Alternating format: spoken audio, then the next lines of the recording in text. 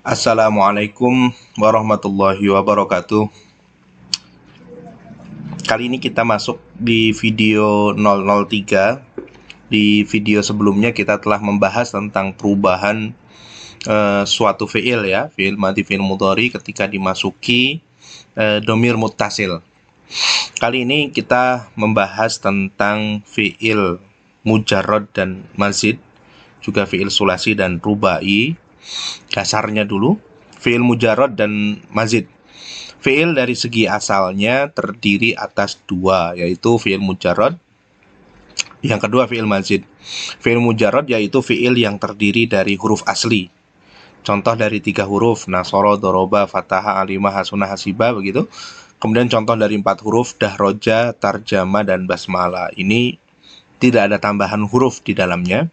Sedangkan fiil mazid yaitu fiil yang huruf asalnya diberi tambahan 1, 2, atau mungkin 3 huruf. Contoh, lafad akhroja dasarnya adalah khoroja dengan tambahan 1 huruf yaitu hamzah.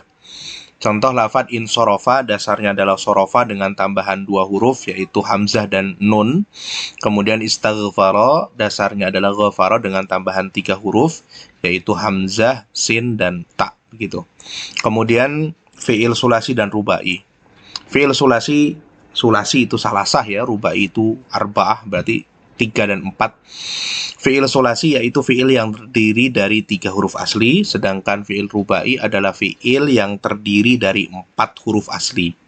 Baik, kita bahas satu persatu. Fiil sulasi, fiil yang ada 3, yaitu fiil yang terdiri dari 3 huruf asli.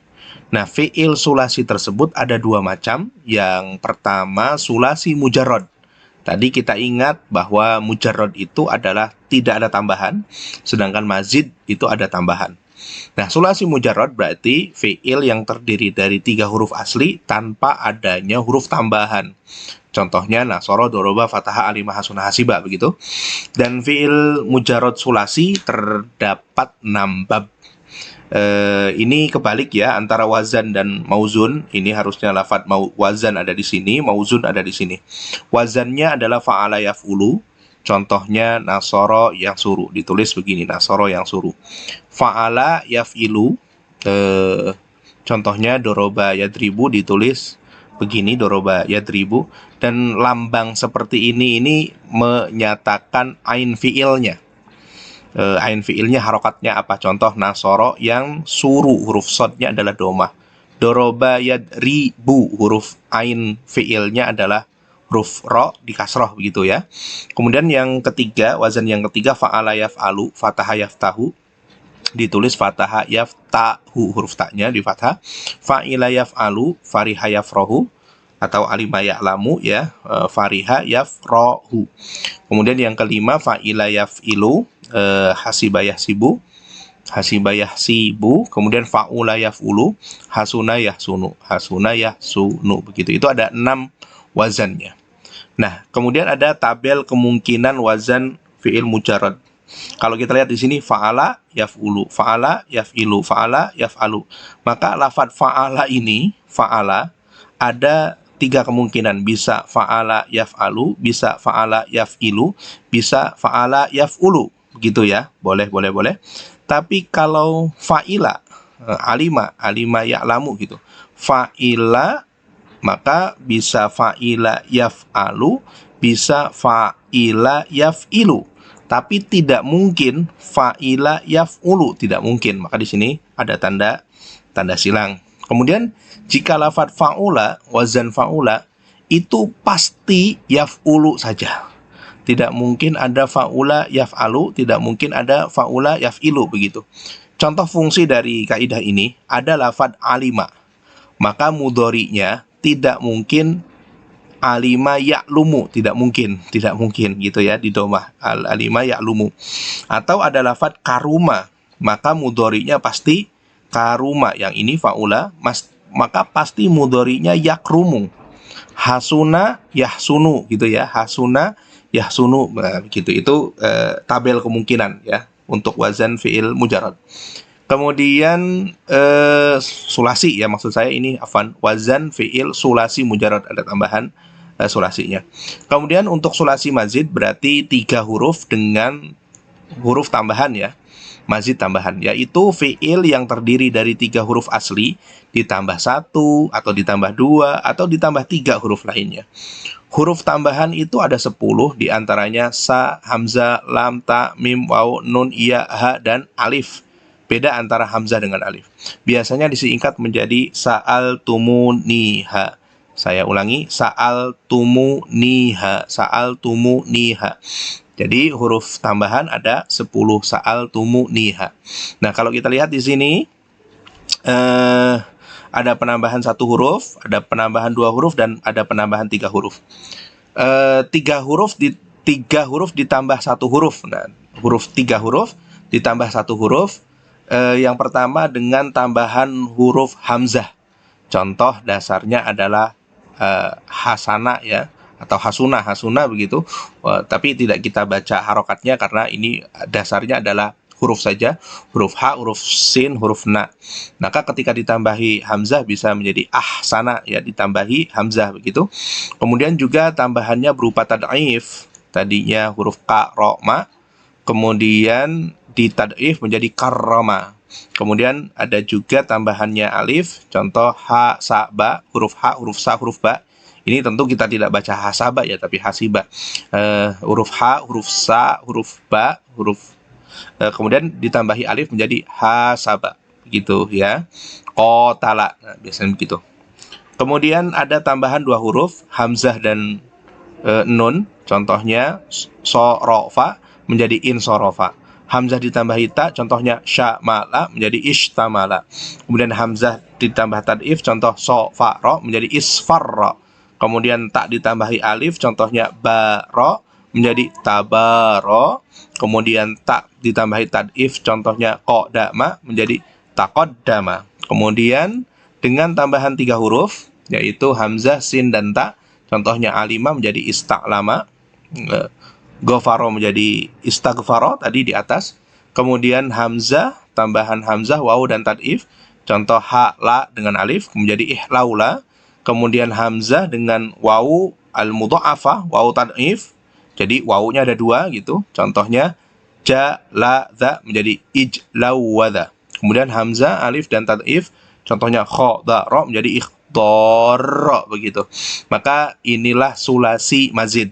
Sulasi mazid dengan tambahan 1 huruf ada 3, dengan tambahan 2 huruf ada 5, dengan tambahan 3 huruf ada 4 gitu. Ini tentu harus dipelajari lebih dalam di pelajaran sorof ya. Apalagi kalau kita belajar matan bina ada 35 bab. Fi'il sulasi mujarrad ada 6, sedangkan sulasi mazid ada berapa ini? 3 tambah 5 tambah 4, jadinya ada 12 ya untuk sulasi mazid. Jadi bangsa sulasi, bahasanya bangsa sulasi ada 18 bab semuanya. Kemudian untuk fi'il rubai, yaitu fi'il yang berjumlah 4 huruf dan semua hurufnya adalah huruf asli. Tentu di pembahasan ini kita tidak bahas lebih dalam karena itu adalah ranahnya kepada ilmu sorof ya.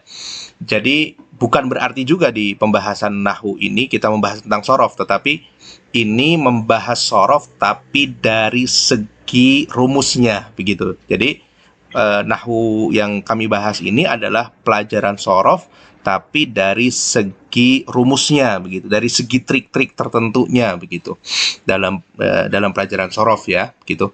Kemudian yang kedua tadi fi'il sulasi, fi'il yang 3, sekarang fi'il rubai, fi'il yang 4, yaitu fi'il yang berjumlah 4 huruf dan semua hurufnya adalah asli. Nah, fi'il rubai pun ada 2 macam, rubai mujarrad dan rubai mazid. Rubai mujarrad berarti asli, rubai mazid berarti yang 4 huruf dengan tambahan huruf lainnya. Rubai mujarrad yaitu fi'il yang berjumlah 4 huruf dan semua hurufnya adalah asli. Nah, fi'il ini hanya memiliki 1 wazan, yaitu fa'lala yufa'lilu. Tentu dengan ada tambahan mulhaq. Kalau kita belajar lebih dalam lagi tentang sorof ada mulhaqnya. Kemudian bentuk mudhari'nya adalah huruf mudhora'ahnya di domah. Kemudian huruf sebelum akhir di kasroh. Dahroja Kemudian yudahriju. Nah, huruf mudharaah, kita masih ingat huruf mudharaah ada 4, alif, nun, iya, dan ta. Nah, ini huruf iya-nya di domah yu, kemudian huruf sebelum akhirnya di kasroh ri. Maka jadilah yudahriju. Tarjama yu tarjimu. Qalqala yu qalqilu. Basmala yu basmilu gitu. Kemudian rubai mazid yaitu fiil yang terdiri dari 4 huruf asli ditambah 1 atau 2 huruf tambahan lainnya. Contoh 4 huruf ditambahi 1 huruf dengan tambahan tak fi awalihi. Tak di awalnya, contoh baksaro menjadi tabaksaro. Kemudian dengan tambahan 2 huruf hamzah dan nun, contoh harjama menjadi ihronjama. Kemudian hamzah dan tad'if, contohnya syam'ala menjadi ishma'alla, begitu. NB, salah satu fungsi mengetahui kriteria mujarad atau mazid, ini mujarad atau mazid sih gitu kan, adalah untuk memudahkan kita dalam mencari arti kata di komus. Contohnya lafadz ista'lama yang memiliki huruf tambahan hamzah, sin, dan ta ya. Hamzah, sin, dan ta. Maka kata dasarnya adalah a, lam, ain, lam, dan mim. Maka di sekitar kata ain, lam inilah lafadz ista'lama dapat ditemukan di kamus. Itu salah satu tujuannya kita mengetahui dari dasar kata tersebut. Kemudian pembagian fi'il, sulasi, dan rubai, gambarannya seperti ini. Kita perkecil. Baik, nah ini gambarannya sulasi dan rubai. Sulasi terbagi 2, mujarrad dan mazid. Mujarradnya ada 6 ya. Jadi 3 huruf, hanya 3 huruf, yaitu ada 6. Nasara yang suruh, doroba yadribu, mausudnya fathah yaftahu, alima ya'lamu, hasuna yahsunu, dan hasiba yasibu. Kemudian kalau sulasi mazid yaitu 3 huruf dengan tambahan 1, akroma yukrimu, farroha yufarihu, qatala yuqatilu. Kemudian 3 huruf ditambah 2 huruf tambahan, ingkasaro yang kasiru, ijtama ayajtami'u, ihmarra yahmarru, takallama yatakallamu, taba'ada yataba'adu. Kemudian 3 huruf ditambah dengan 3 huruf tambahan lagi, istaghfaro yastaghfiru, i'syau saba ya'syau shibu, ijlaw wada yajlawidu, ihmarra yahmarru, begitu. Jadi kalau kita lihat di dalam sulasi mujarrad ada 6, dalam sulasi mazid ada 3, 5, dan 4. Jadi semuanya ada 18. Sisanya untuk rubai itu berarti 17. Karena bab tasrif jumlahnya ada 35. Kalau kita belajar di matan bina ya. Begitu. Kenapa tidak disebutkan? Ini ada mulhaknya. Mulhaknya tidak disebutkan. Kemudian rubai ada mujarrad, sulasi rubai mujarrad, yaitu yang 4 huruf, yaitu contohnya dahroja yudahriju dengan mulhaknya yang tidak disebutkan di sini. Kemudian sulasi rubai mazid 4 ditambah 1, tadinya dahroja ditambah hitam menjadi tadahroja ya tadahroju. Kemudian juga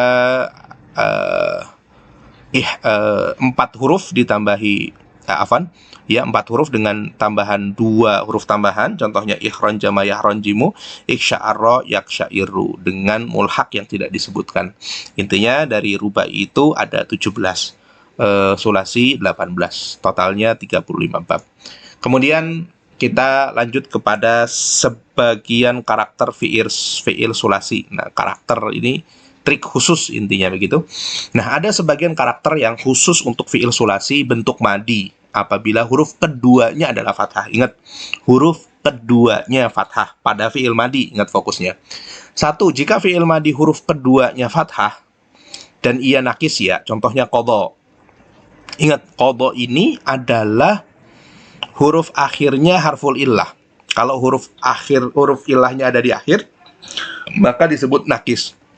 Nakis apa? Nakis iya. Kenapa nakis iya? Karena huruf alif ini asalnya adalah huruf iya, kodoya begitu. Kenapa disebut bukan nakis alif? Awas jangan salah. Ini disebut mu'tal alif. Bisa disebut mu'tal alif karena bentuk mu'talnya adalah alif. Oke, kodo.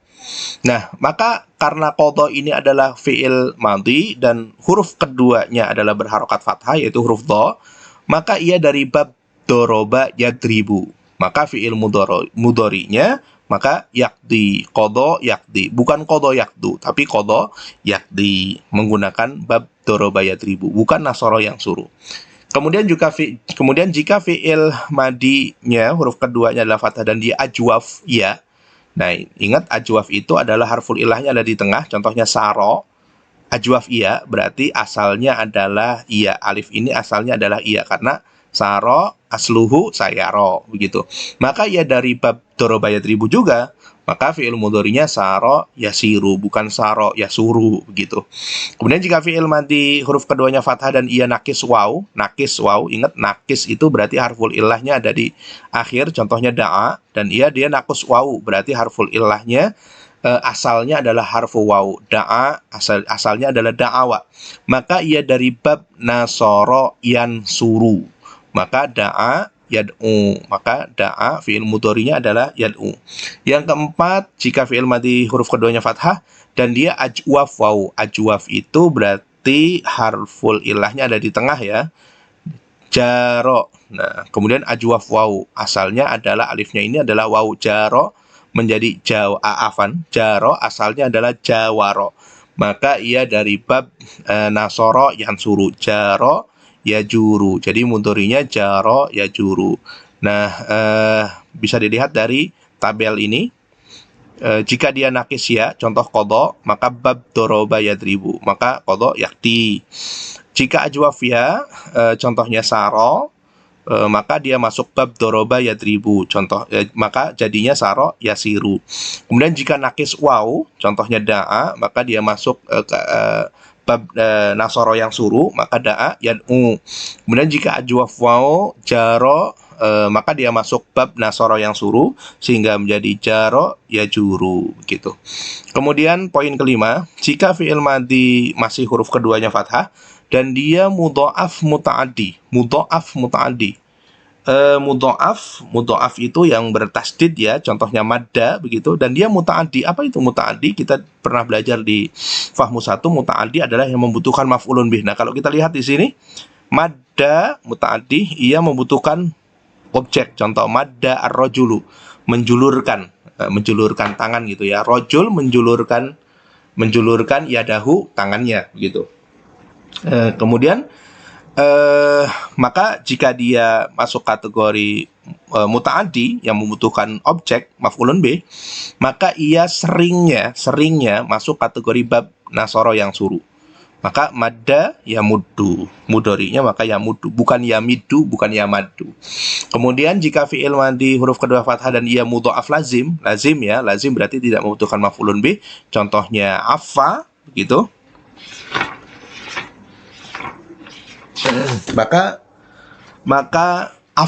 Maka ia seringnya dari bab doroba yadribu. Maka kalau kita lihat di sini paling bawah, lafad affa adalah masuk kategori lazim karena ia tidak butuh objek. Contoh affa ar-rajulu, lelaki itu rendah hati gitu ya. Kemudian maka mudhari'nya ya'ifu, affa ya'ifu, doroba yadribu. Kemudian 7, jika fi'il madinya masih huruf yang kedua fathah dan ia misal waw. Misal itu berarti harful ilahnya ada di awal ya. Contoh wa'ada dan dia misal waw. Nah, ini bentuknya waw, misal waw. Maka ia seringnya ke bab doroba yadribu. Maka wa'ada ya'idu begitu. Bisa dilihat kesimpulannya di dalam tabel. Jika dia mudha'af muta'addi, contohnya madda, maka nasara yang suruh, maka madda ya muddu. Jika mudha'af lazim, contoh affa, maka masuk kategori doroba yadribu, seringnya ya, ini seringnya. Kemudian maka affa ya'ifu. Kemudian misal waw, contoh wa'ada, maka masuk kategori berwazan doroba yadribu, maka wa'ada ya'idu gitu. Kemudian bab selanjutnya kita akan membahas tentang i'lal dan ibdal, dan ini i'lal dan ibdal ini tentu akan seru. Kenapa? Karena memang ada perubahan-perubahan. Maka kalau kita lihat di sini contoh wa'ada ya'idu, kenapa menjadi wa'ada ya'idu bukan wa'ada yau'idu kan begitu? Karena fa'ala doroba yadribu, kenapa bukan wa'ada yau'idu? Kenapa bukan wa'ada yau'idu? Kenapa wa'ada ya'idu begitu? Wawunya kenapa hilang begitu? Nanti akan kita bahas di pembahasan bab 2 ini tentang i'lal dan ibdal. Oke, mungkin cukup sekian. Nanti kita akan lanjutkan di bab berikutnya, di video berikutnya. Semoga bermanfaat. Assalamualaikum warahmatullahi wabarakatuh.